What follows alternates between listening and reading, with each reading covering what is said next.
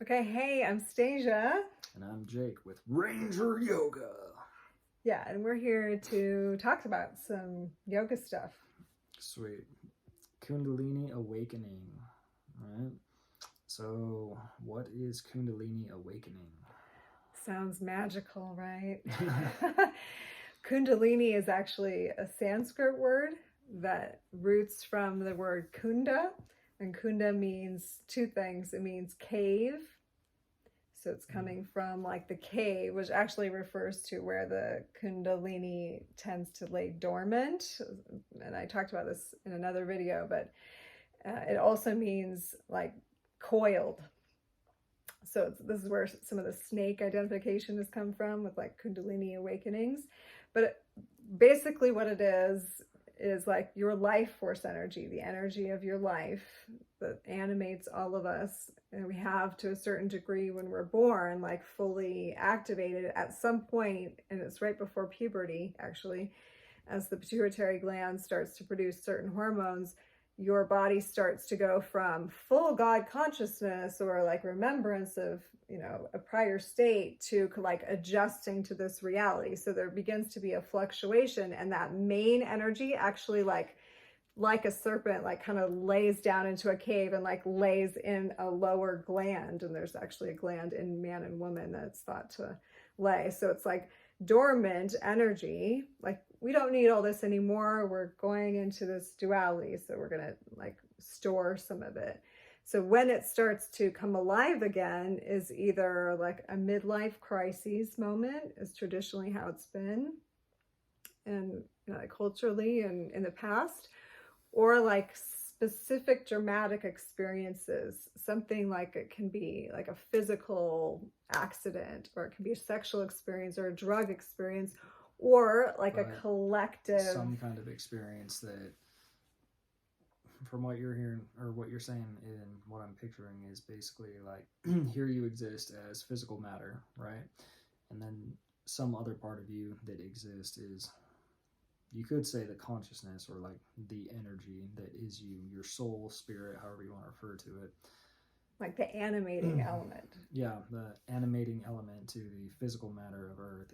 And a Kundalini awakening, am I right here, is when more of the like animating element like enters your body essentially, right? And is like, or re-enters your body, you could say. Yeah. Because like, a baby's all like, like I love everything, I see everything, or I'm conscious of everything. Yeah. And like we kind of lose that, and we do it purposefully so we can like identify with this form, I think.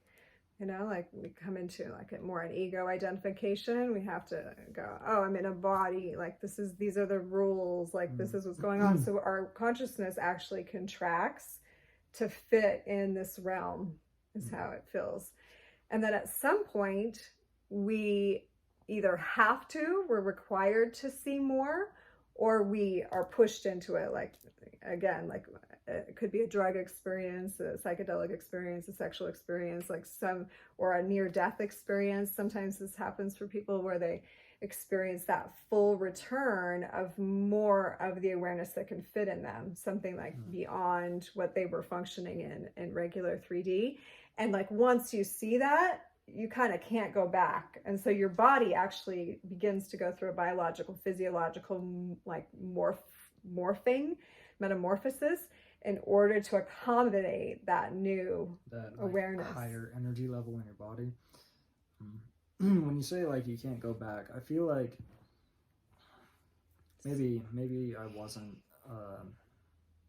maybe that full experience like didn't happen for me a long time ago, but I do feel like I went through a phase, got super into yoga, and then like kind of returned my like capacity to like experience joy. Had a lot of experience just being depressed and whatnot. And as I got really into Iyengar yoga, like I kind of became this like person who was like, I could feel like appreciation for like everything, some amount of it, like every single moment I was alive, and it was pretty awesome. But as like certain things happened, I kind of basically like retreated back into depression, which is a super frustrating thing. Okay, so that's actually part of it. So there's what's called a peak experience, and that's maybe what you're describing, where you like felt really connected, and that's generally in like a 6-month period, 6-month to a year period. Like it could be shorter, it could be more depending on the person, but you have like this greater awareness and you feel super great. And a lot of people report this, like, I just had these amazing awarenesses and I felt connected, and then it seemed to drop. So this is where I like to tell a little story about Kundalini, because it kind of describes the function or the way that Kundalini tends to work. And that's like, in India, it's described as like a sleeping princess or a queen, you know, who's like asleep, really deeply asleep, and then like kind of gets startled awake and like sits up from sleep and like looks around and like has full awareness of the room, but then it's just like, but I'm not really ready to be awake yet. So she just kind of goes back to sleep, but now she's in like this nidra state, like this half waking, half sleeping, but still more like liking the sleep part, you know? She's just like, let me finish the stream for a minute. But then she's slowly getting like stirred by different things. So the energy is like shoots up at first, and then it kind of does this cleanse and kind of does this, you know, you feel the stuff, and then it kind of seems to go away. But that's actually just the initial part, because now as she's like thinking about getting up and you know, being kind of lazy about it, that energy is like actually doing a process. It's going and it's seeing, like it's taking like note of what state your body is in. So it's like taking deeper and deeper breaths, starting with like a shallow breath, like come out a little bit, go back, comes in waves. Right, because now this bigger consciousness in you is assessing how much your physicality can really handle this, because it actually takes higher functioning in the body. You need more mylar sheath, for instance, around your nervous system to handle higher voltage. So like say you have a cord that's electric, right? And you're like going to upgrade it to a higher voltage, like the whole thing, you have to like strip and add, right? So it's the same with our nervous system. Like it's set up to handle a certain amount of life force energy. And then, so the upgrade is giving your body a chance. So we don't get like fried out, you know? When you, so when you say that, some things that come to my mind are like, with my, Iyengar yoga teacher, Heather, she would explain like having higher consciousness or just like more consciousness coming through your body. And she also laid out what the, what are they called? The yamas and the niyamas, right? Like the rules for like being a higher consciousness being, basically. And she mentioned that if you like don't do them and you like have all this like, I guess, energy or consciousness, whatever you want to refer to it as, if you have that electricity of consciousness like coming through your body and you decide to like break the yamas or the niyamas, right, or like steal or do anything bad that's kind of more negative karma, it can like destroy your body, right? And I mean, kind of makes sense. Like if connecting and like getting more, I guess, having more consciousness through your body makes you radiate like the energy and like the magic of the universe, right? And you choose to go and do like something terrible with it, that, okay, well, this is kind of out of alignment with source and just unity. So you would like experience some kind of a maybe not really a punishment, but some kind of a like bad consequences for it, or maybe a punishment. But so I think of it like you're driving a regular car and you just put regular gasoline and cheap oil and like whatever, you take care of it, but it's fine. And then like you get a sports car and it's like you try to treat it the same way you treat a regular car, like it's gonna break down. Yeah, it's not gonna function, and then it'll be like, well, I guess you didn't deserve the sports car. Like work with the other car until you can like build up to it. And so Kundalini in that way, it can go back dormant, like not completely though, because there is a level of your consciousness that stays aware that you access that, and that can put you into what's called a die-off state. So that's actually experienced like depression, because you have like your synapses in your brain that like know an experience, and they, you know, the ones that we experience and know, like ideas, we have like pathways, right? And we have those specifically mapped out, and that like makes up our paradigm, or that makes up the way we look at the world. And then something comes in that's a Kundalini experience, and it broadens your perspective, and it actually requires your brain to rewire and like think about reality different. Even if you do some other things that are counter, you already know, like you're actually responsible in your brain for what you've been exposed to. So your brain starts going in and trying to dump old like neurotransmitters and old synapses that aren't in alignment now with what you do know.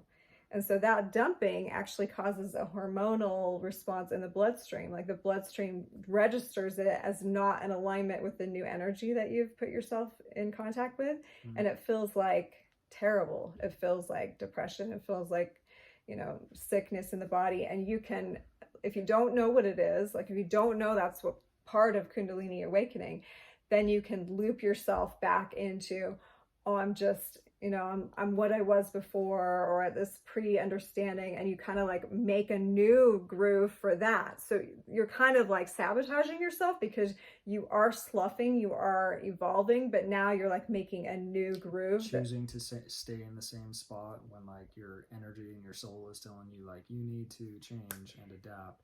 But if you don't make that choice and like enable it to happen and go and like walk on the path, then like, and sometimes just because you don't even know how to, like, is the way, like the reason why it doesn't happen.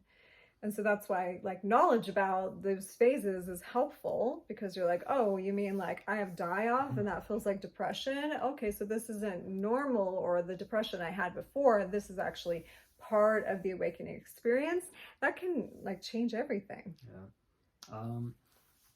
So there's some neat thing that is kind of stuck on my mind, right? Having like the update of like you have higher energy basically through your body, and now you have a body that can either take it and like be in alignment with this like higher energy, or you have a body that isn't, and how that higher energy can like cause symptoms or cause whatever else in your life. This was a pretty neat experience, right? If somebody is like a true yogi, you know, and they've had all of these experiences and they live like essentially on the path, right?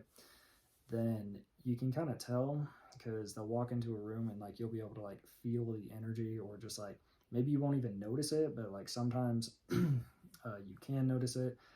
And if you've been there, you can definitely recognize that in other people. Like you can see other people and just like by the way they are, be like, whoa, that person is like super conscious. Like it's a thing that you can see once you've experienced it. So for me, when I was like in that kind of walking with God state, basically, I made it out to Colorado and I had this kind of wild experience with some people that were like using meth, right? There's this one dude on like who he was on my college campus, and talked to him a few times. I didn't really understand like what kind of an animal like meth is and what like kind of terrible places like it takes people to, but it really does. So if you know somebody's like using meth and whatnot, and they ask for like small favors and shit, like don't do it. Right? Even if you're like, oh yeah, I'll just be a good person and be a good neighbor. Like, no, don't do it. That's fucking stupid. Right? Anyway, so I gave this guy a ride up to another city so he could like go to the bank, and like 15 minutes into the ride, I was like, oh fuck, I shouldn't have fucking done this, but like whatever, I'm already committed, so I may as well just finish it out, right? And this would happen with me standing like in the presence of people that were using meth. It was kind of a weird thing, but they would get like they would start getting like enraged and like acting crazy and shit, and I would just exist around them and like be like kind of living by like the yamas and the niyamas and whatnot, or like I would do something like kind for another person in their presence and they would start like freaking out and like physical pain, like, oh, everything hurts, it's weird, right? And this one dude, as we were driving back, he like the whole experience was like, I'm sitting here driving on the freeway, I'm going like 80 miles an hour, and this dude's like about to start freaking out, and he like, I could feel like a dark presence, or just like something bad was about to happen. And about 10 seconds later, this guy starts like acting like an asshole, right? And he looks at me and he goes like, yeah, man, this thing on my knee, like, look, motherfucker, just like being super aggressive for no reason, right? And in that moment, I was kind of like panicking a little bit. So like I said, a quiet prayer to God in my head, like, God, I don't know like what it is you want me to do in this moment, but like if you send me the message, I will fucking do it, right? Just like trying to focus on like being like actually aligned with the higher power source, whatever you want to call it. And this dude, like, instead of like getting pissed off and doing something, or like punching me in the face or something, he just goes, oh God, and he like cries out in pain, like, and grabs his knee, right?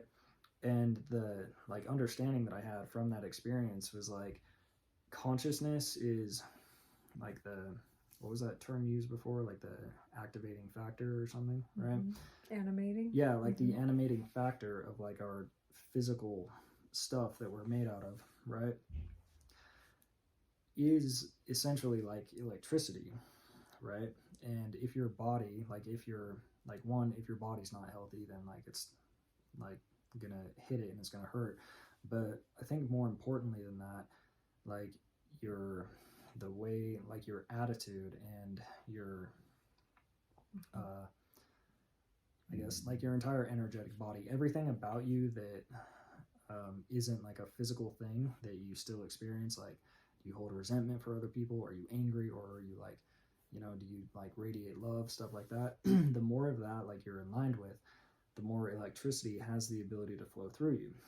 And then on the other hand, right, people say that like meth is a portal, right? Like I've got a friend I met in a hostel who like smoked a lot of meth for a lot of years. She's a like cool lady, and like we're friends, but she also like just has this crazy fucking story. She's the one telling me meth is a portal, and all this fucking crazy shit about it. And I think that meth is kind of a way to like cheat, like having a lot of higher consciousness like flow through your body, and it enables you to like have a high amount of electricity coming through your body without like putting in the work for it, essentially. So you don't actually have the physical ability to handle it. So you see what happens to people with meth, like it burns them out, like they're literally getting burned out. Yeah, exactly. And this guy, like, in for a short while before I like kind of fell off the path, right, and basically lost all that. Like anytime, like if I was around any people that used meth for like any length of time, like something like that would happen, where they would just be around me, and then like everything about them like physically hurt.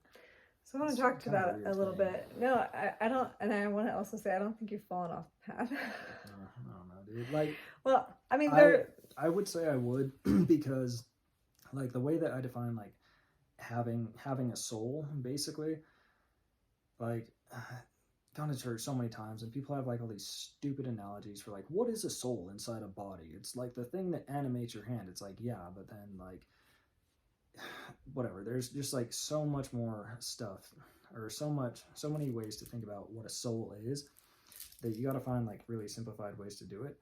The best way that I could come up with like what is a soul is like your capacity to experience joy, right? If you're depressed and you're like super miserable. This is where this understanding is really important though, because so can I cut you off? Yeah, go ahead. No. I mean, because so if you've seen pictures of chakras, and you sometimes see the energies going like this between. So this is actually like the way that Kundalini first is moving, because you have two opposing channels, and they hit at the chakra and they cleanse. And they go to the next one, they hit and they cleanse. But one is a negative force and one is a positive force.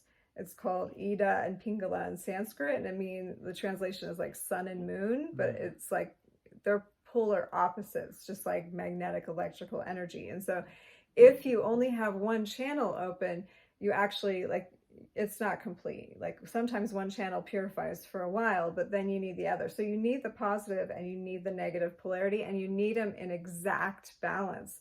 And so when they are exactly harmonized, and this is where yoga practices are awesome, and this is also why yoga is called the middle path. Yoga is the middle path because you're not trying to like supersede your humanness. You're trying to embody your full humanness with God consciousness. So God consciousness has to do the positive polarity and it has to do the negative polarity.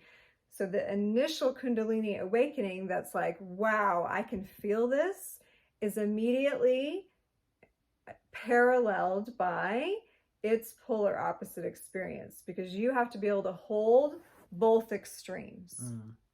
So if you have one and then you go to the other, a lot of people get discouraged and they think it's not happening anymore, but it's happening. It's the other side. It's the dark side of Kundalini, if you will. And because in our society, that's largely been looked at as something we don't want. Yeah, and you course, don't want to have negative experiences, only positive ones. Right. Like we don't like to feel bad. Yeah. But the truth is, like, the only real ecstatic moment comes as a contrast to the polarity. And so it's in full acceptance and harmonizing both abilities that allow actually the next consciousness level to reveal itself. So until you've gotten good with both sides, and so Kundalini will flush both channels. So it can look like bipolar for a while. It can look like depression and then high moments. I would not say depression. Like, this is just, I mean, definitely depression. This is just like my own personal view, but like, I don't think that anything that what you said contradicts the idea that like your soul is like your capacity to experience joy, because in virtually every like positive experience, say you'd like get into a relationship, fall in love and whatnot, break up, something bad happens, like there's good and there's bad in like every experience that you have. And if you can't take the bad with the good of that experience, you're not really getting the full experience, right? But for me, like dealing with depression, like that is cutting yourself off from like all of the experience. Or is it giving you a deeper well in which for consciousness to pour? Because at first, we're not that deep of a well. Like if we haven't had an awakening, we're shallow humans. We're only accessing like a very shallow like ability of feeling and of consciousness and of love. So like the deep experiences cut through that illusion and they give you access to more raw, deep places in you. So heartache will be deeper, depression will be like lower, but also ecstatic moments will be higher and joy will be more full. But the only way that can happen is through like, it's literally like a tool coming in and carving you out. I'm sorry, this is going to hurt, but you're not going to feel more God in you until I get this crap out of here. And so every time that happens, and it happens with every flush, there's an integration period where you're getting like crumbed out. And so like when that happens, you feel terrible. And like my guidance to that time is nourish yourself, like let yourself be low, like take baths, like do like nourishing things for yourself. That's what ashrams are for, is like, well, you're feeling like crap and you're detoxing the old consciousness. You need to be held, like you need to be taken care of, like you need to nourish that part of yourself. Practice self-love. Right, because it will end too, and now you will experience like a deeper you. And then when you deepen that one again, you're going to have to integrate that. So like for me, I kind of just tried pushing through and doing it all at once, and I had like massive, massive highs. And then my lows were like so low that it took me a long time to integrate that. And so like as a guide of this sort of experience, I try to like encourage people to take little steps and integrate, and little things and integrate, because like the big scoops are going to take you down low, because you have to integrate the ecstatic moment. You have to actually put it in you. And the only way you can keep it is if you dig out the stuff in the way. And you're like, oh, I couldn't feel that before. So why not? Because of this, because of that, because of this. And I'm going to like take that out. Yeah, that's where like I specifically on like that term depression, I would define it like as a totally different thing. Like so I studied acting, right? And for a long time, and I'd say for like a good portion of my life, I've only had like so much access to like my emotions and my emotional depth, right? And when I started doing acting, like you kind of reconnect with your emotions and like learn how to like physically express them. And as I did that, I would find like I was kind of erratic. Like I would have like really good moments, and then I would have like sad moments. So being sad, or like being heartbroken, or being like anything that's negative where you're feeling pain, is, I would say, way different than being depressed. Like I would call depression as like cutting yourself off from all of those experiences. So if you have like this much like depth that you can get, depression is lowering it so you don't like feel the pain. You know, it's like deliberately ignoring your pain. I wouldn't say that like depression is part of like the lows, the rise and lows. I'd say that like moving out of depression into like the negative feelings that you're kind of like keeping from yourself, right? I'm gonna disagree again. Oh, that's fine. Only because cutting yourself off can also be a protection while your body integrates, because it's like going in and exposing yourself to like a tremendous amount of knowledge or light or whatever, and then going out of the room and closing the door and sitting in the quiet.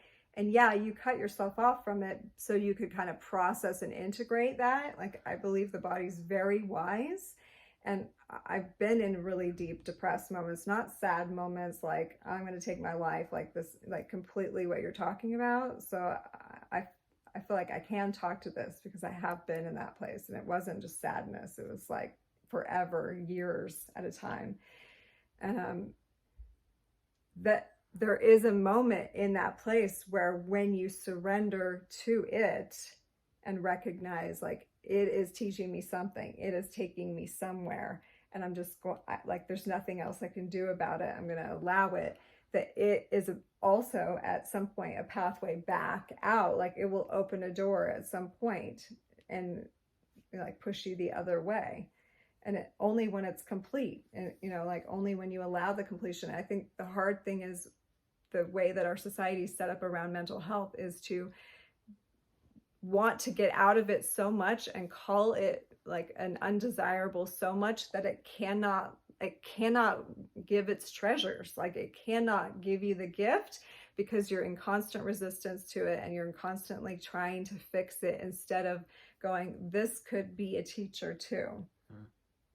And as soon as we do that, it's almost like it gives that part of us, it gives something to it. I actually think that depression is one of the deepest carvers for like our genius to come in. Like it literally like takes us to the lowest point and shatters like so much of our ego self. It like takes us into humility. It takes us out of like any self, like too much appreciation of self can be, like the wrong way. And these depression moments, they like, I think creativity comes to like a humble, like I give up sort of an energy. Like it's almost like, oh, you do? Okay, good. Now something can really come through you. Like now that you're out of the way, like something can really come through you. But it's textbook part of an awakening is that a die-off is generally the equivalent of depression, because you are dying. Like your old self is dying. So when you feel like you're dying when you're depressed, because you are. And like the times that I've been in that place, that I've been conscious, because it happens more than once. You're not just having like one die-off in your Kundalini Awakening. It's a repeating pattern. And so when it happens again, and like the last few times it's happened, I'm like, okay, here it is. Here's the death process. And I just go with it. And I have specific like ceremonies that I do where I honor the part of Stasia that's dying. And it feels like all of you's dying when you're in that place. It doesn't, like, it's very like challenging to keep a part of the consciousness that can like observe and go, all of you's dying except for this part that's the seed for the new thing, which you actually don't get any access to until you do this whole death thing. And so it's like a death march. It's like the caterpillar that melts down. And actually, when a caterpillar goes in a cocoon, everything melts and goes away. Everything's gone except for what they call the imaginal cells. the imaginal cells are the only part that knows the butterfly. And so like literally, like it's like a caterpillar in a cocoon when you're in that state, and you just have to trust that this is part of it and melt down and just let it go. I mean, I think if you don't do that also, like if you make it to just, I'm depressed, but like I'm not going to change anything in my life. Like if you're depressed, dude, that's in, I guess, normal terms, right? Depression is a symptom. Like you're not living the life that you should be, you know, and you kind of gotta acknowledge that the life you're living is like, all right, dude, this is like stupid and something needs to change. Like clearly my soul doesn't want me like doing this shit, is like the way that I feel about it. Well, and in the awakening, it can be recognizing that you do have things you need to change and that you haven't been changing them, but now you have the awareness around it. So now you're more responsible to do something about it, right? Like, so you have to kind of like pull yourself up and like find your bigger self in there to get you out of that place. Yeah, for sure. It's not just like surrender to it and stay there. It's like you do find and like look for and access a new part of yourself. So, as people are experiencing a Kundalini awakening, does this work like there is a physical location in the body that this starts and it moves up your spine, right? Does that mean that as this happens, you'll like experience like these different die-offs in like each chakra sequentially, or like how does that work? It isn't usually sequential, except for the first and second chakra. So like as the energy is rising from the root, the first and second get the most, because that's actually where most of our reality is focused on. So like basic survival stuff, like basic instincts, like money and shelter and clothing and all of the basic first chakra stuff. And then like family stuff, our sexuality, like basic satisfaction or dissatisfaction for life. That's where most reality is functioning. And so Kundalini moves through those two centers over and over, and it can feel like digestive like problems. You can feel like, oh my gosh, I can't digest anything now. Blah. Like I think symptoms of things like IBS or colitis or like intolerances for food could be symptomatic of that Kundalini energy that's, like down there trying to clear stuff out.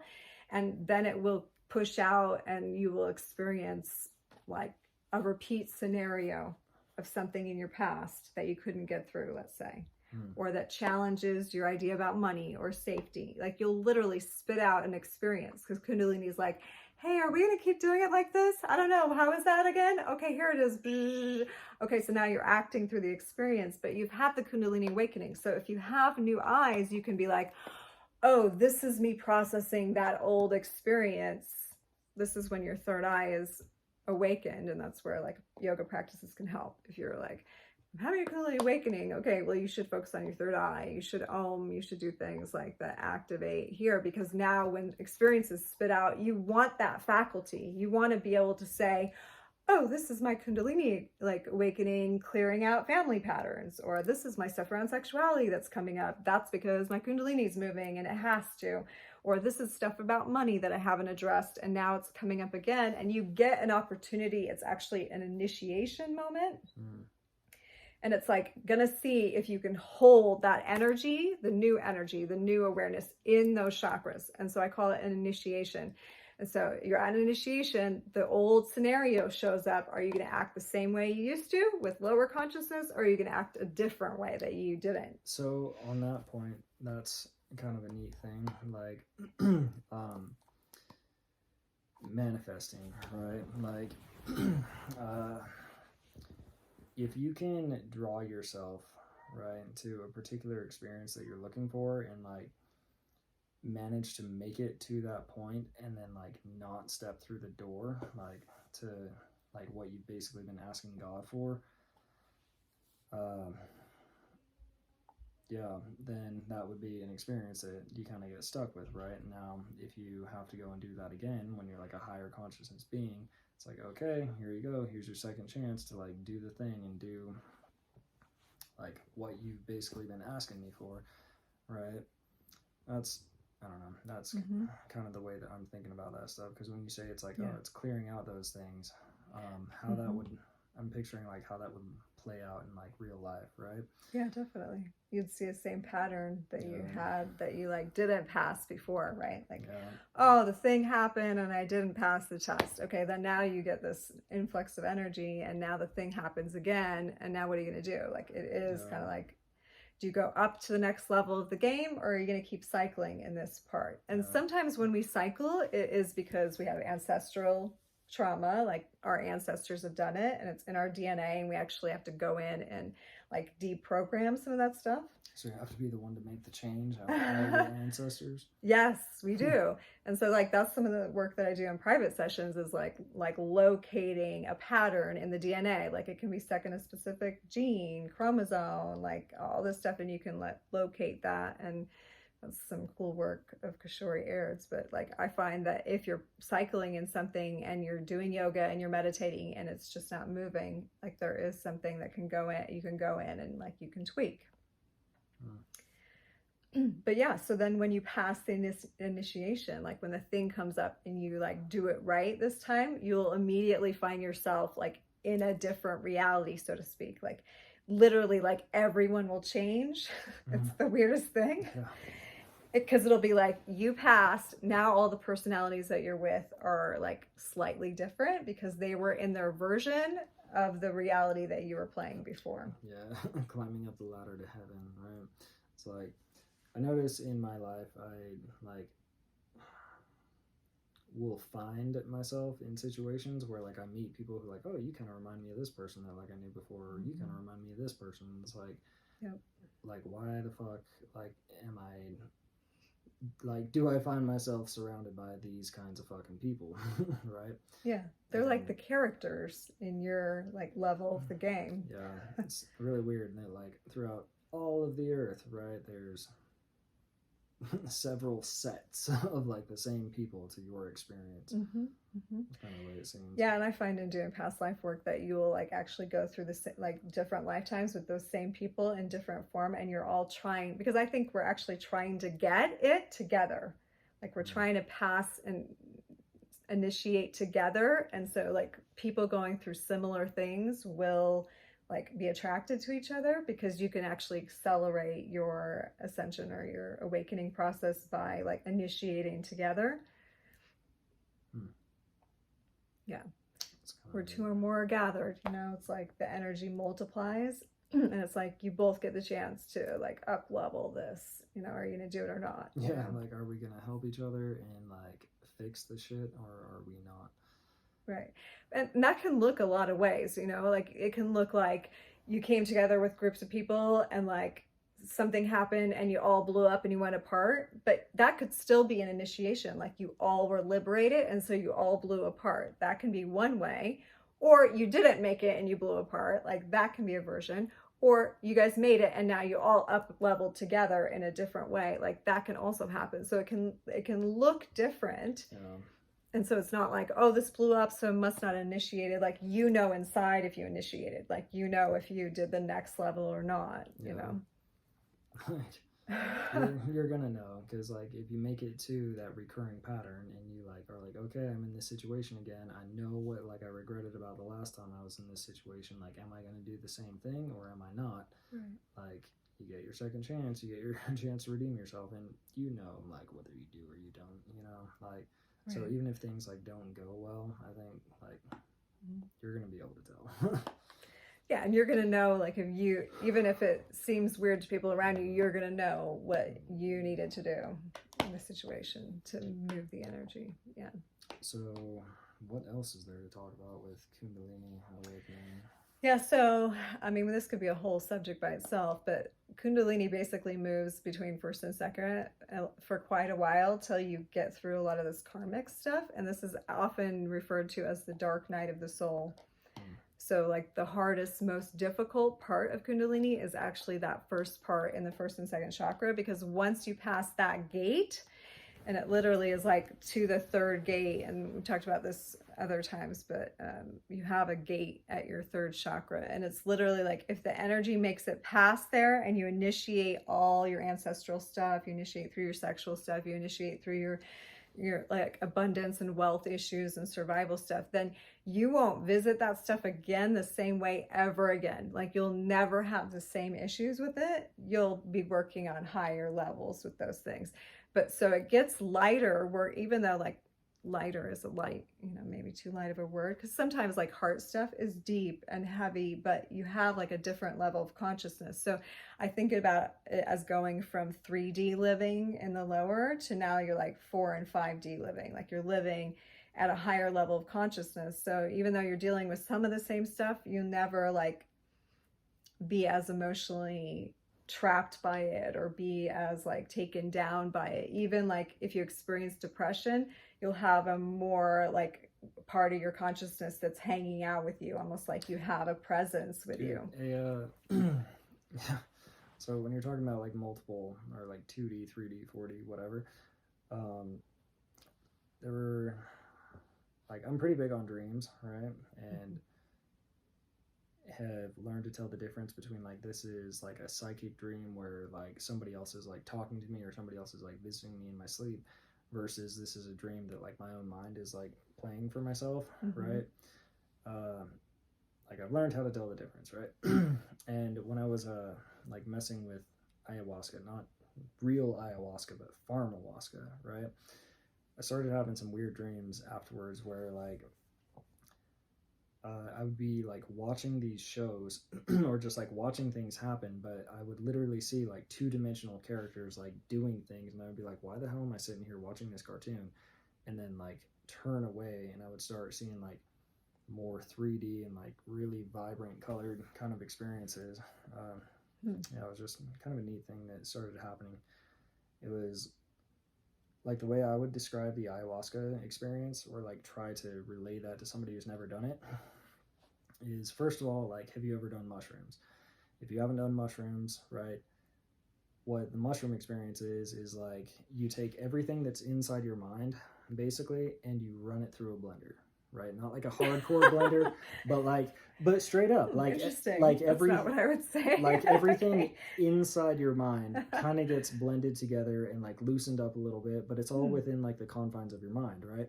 Ayahuasca takes you to the edge of your mind and like the edge of your understanding, and that's where the journey begins, right? So your actual journey is like everything that I'm experiencing is beyond like the shit that I can currently comprehend.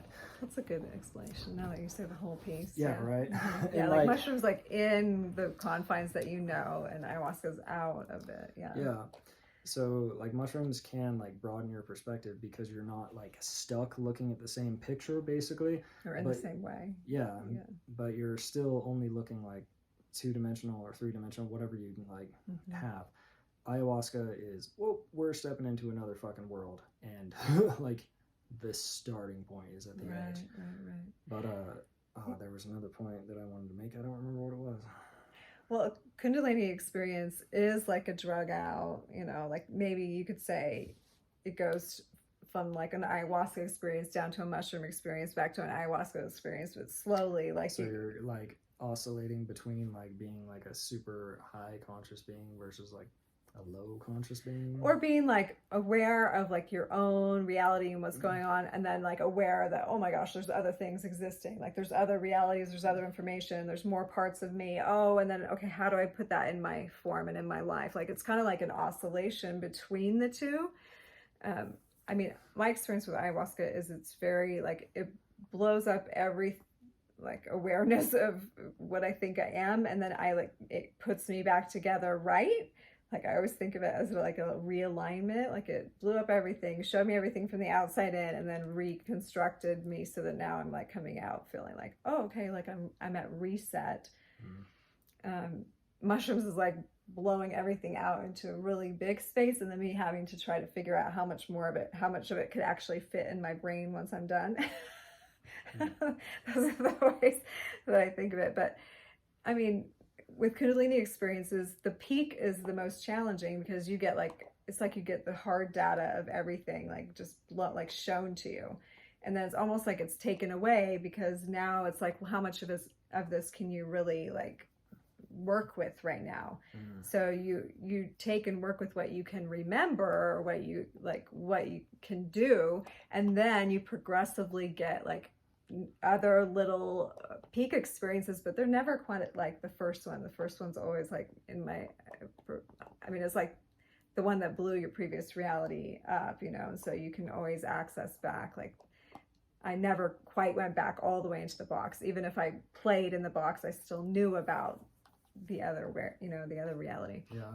And if you like have that journey where like, okay, I can see things from like every single perspective possible, and like have a super deep spiritual appreciation for like the negative things I do in life versus the good one example is like, I wouldn't eat like super healthy. I would eat like reasonably healthy, right? After eating ayahuasca. Yeah.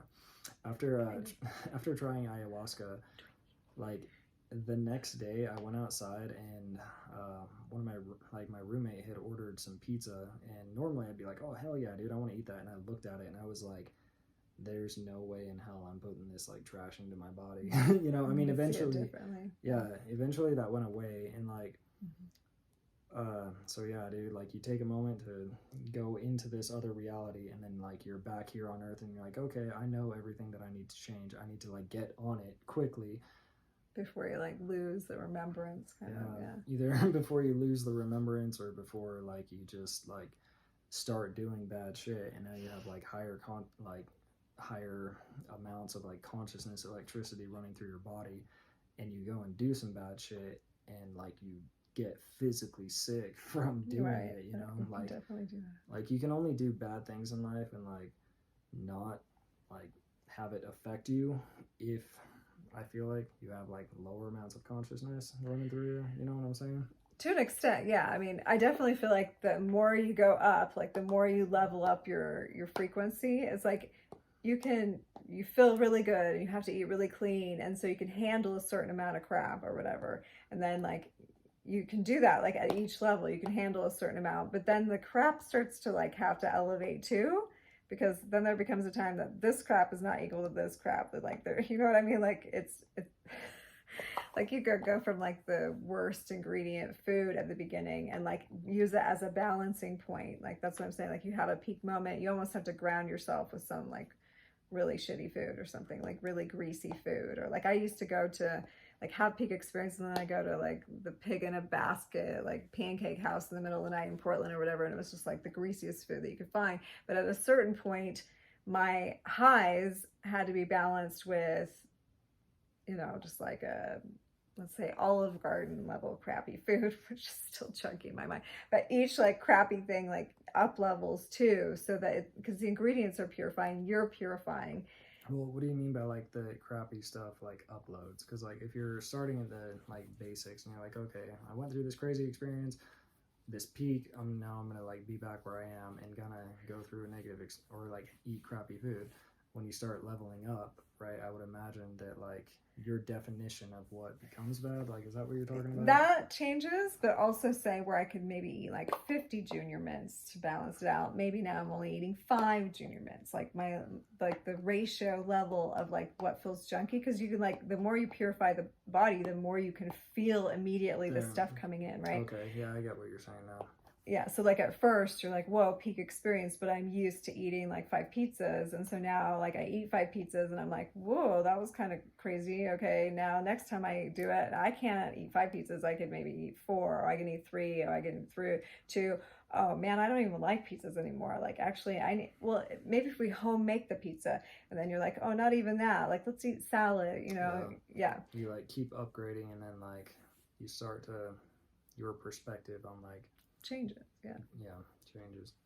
All right, so how do you like, if you're seeking this Kundalini experience and want to go through the pain of like raising your consciousness, like what is the best way to, like the best practice to like actually make that happen, like a physical one?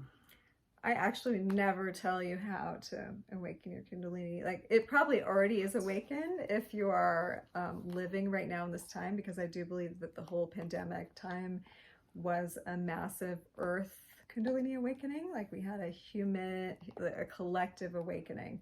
So this is one step for everybody. So I don't think there's anyone that's not had the awakening yet, but if you hadn't, I would not come, if you were still sleeping, I would not come over onto the couch and wake you with a big bucket of ice water and laugh at you and like make you go forward and get up. I would like let you finish your sleep, because Kundalini is a multi-lifetime, like eternal process. And so at whatever point that you are ready to awaken, you will awaken. And so once you've started awakening, that's my job, is like, oh, you're awakening? Okay, now I can help you. I can guide you, because I've been doing this for a minute. So I recognize the symptoms and I understand what it feels like.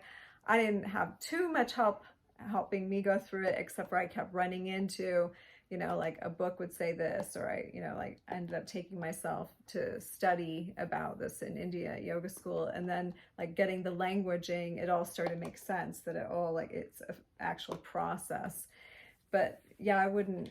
So it's basically like it's either started in you and like now, whoa, you've kind of had this spiritual awakening to some extent, and now you're on the journey. Or like, it's gonna happen soon, or it hasn't happened already. Yeah, or you haven't had it, in which case, like, you're not going to be the kind of person that like watches this video, cares about it, or wants to do it. But a lot of times someone in your family is having a Kundalini awakening and you think they're crazy, or you think they are, you know, bipolar. And so you might be watching this video because you're wondering if this is a possibility for them, because I work with a lot of families like that, who they're like, this was happening to my daughter, I think they need to go to a mental hospital. And I'm like, whoa, let's just look at this a little deeper and look at what else could be going on, because a lot of Kundalini awakening symptoms do mimic mental health issues and phantom symptoms. I'm not a medical doctor. I am not a medical professional. I'm a spiritual advisor and a minister and a yoga professional. And so, you know, I can't give you medical advice, but I can say that they mimic, and that part of spiritual maturation, spiritual awakening, is being able to see another paradigm for yourself. Like, and you can't if you don't have anybody to introduce it to you, if you don't have like any other thing to think, you're going to think the only thing that there is to think. So this is just like a broadening of like what possibly could be going on for you. And if you want to know more, then there's lots more videos. We're going to be doing a lot more in-depth discussions, Jake and I, on the like nuances and the mechanics of this. Cool. Yeah, thanks for the chat. So I hope this is valuable to you. And we, of course, didn't get to everything, but we will. So if anybody wants to reach out and like learn more from you personally, how do they do that? Yeah, so if you do want assistance or guidance, you can go to my website, blissinthehouse.com. You can see the different kinds of sessions available, or just go to the YouTube channel and check out some of the other videos. If you're interested, it's like a course to help you go through. You can also just email me directly, stageofbliss@gmail.com, and I can help guide you to what is best for you. All right. Thank you, Jake. And Thank you for joining us. We'll see you next time.